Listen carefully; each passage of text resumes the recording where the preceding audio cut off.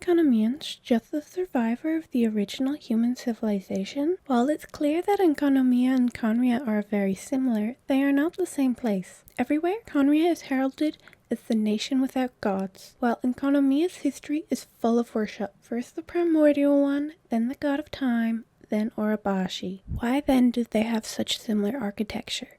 We can explore Enconomia to see its architecture, and Dainsleif mentions that the architecture of the nameless runes are the same as Conria, just upside down. The closer we draw, the more I am inclined to conclude that these ruins belong to a more ancient civilization still. The nameless runes through an abyss portal, and you can enter a near-perfect copy of the library in Enconomia. The actual Enconomian library is literally having a looking glass in which you can enter a memory, just like with In Records of Unknown Attribution Part 1, someone discovers that a certain realm is not just the homeland of Conrians, but of all humans.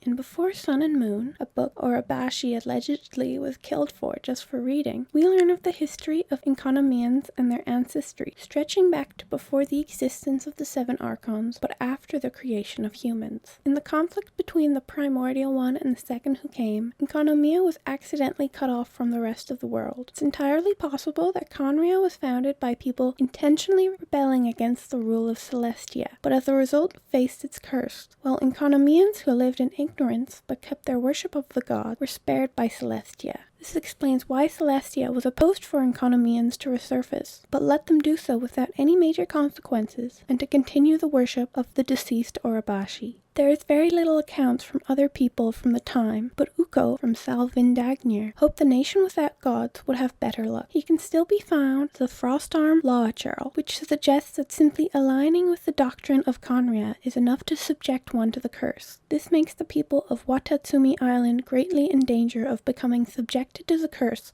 should their faith waver.